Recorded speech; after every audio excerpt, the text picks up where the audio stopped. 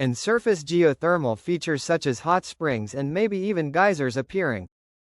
However, Great Meteor Hotspot, what makes these mountains so distinctively fascinating all comes down to the fact that they form an easy-to-see chain of activity where vents to the east get progressively younger, just like in the Hawaiian island chain.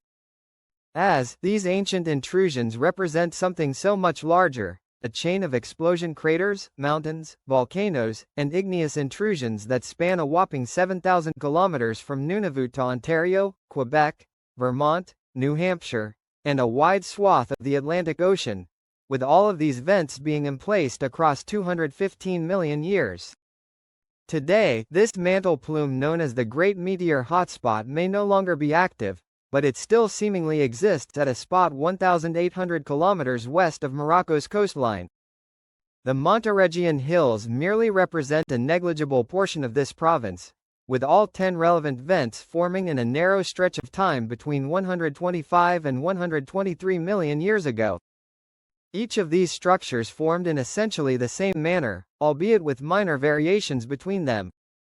Since the underlying hotspot was about Monteregian Hills formation 200 degrees Celsius hotter than surrounding upper mantle material, it was less dense and naturally rose, causing large volumes of magma to intermittently intrude into the lower crust.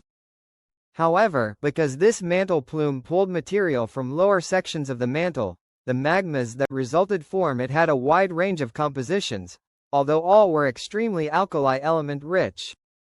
The heat from the rising magma as it rose began baking adjacent sedimentary rock layers, turning them into hornfulls via what is known as contact metamorphism. Eventually, each magma intrusion would reach a spot between 2 and 7 kilometers depth, where probably due to the fact it didn't contain enough volatiles or gas to continue the progression upwards, its motion stopped.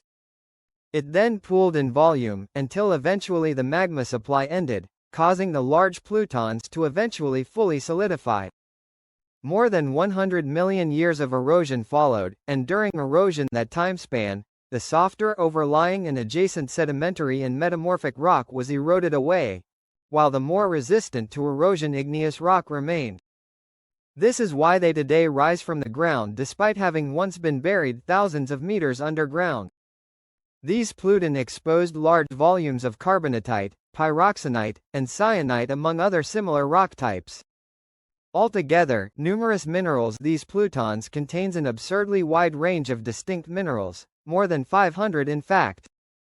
Many of the more exotic minerals can be linked to the Oka carbonatite complex, via compounds associated with the elements niobium, tantalum, and/or cerium. This Oka complex for a time contained one of the largest niobium mines in the world, before it ceased operations. There is also Mount Saint Hilaire, which itself contains more than 400 distinct minerals, marking it as one of the world's most diverse mineral localities in terms of the sheer number of overall minerals present there. So, as you look at the modern Monteregian Hills today, remember the hotspot they were associated with and how deep these igneous bodies once were. As a final note, I would like to thank my new YouTube channel member Astrid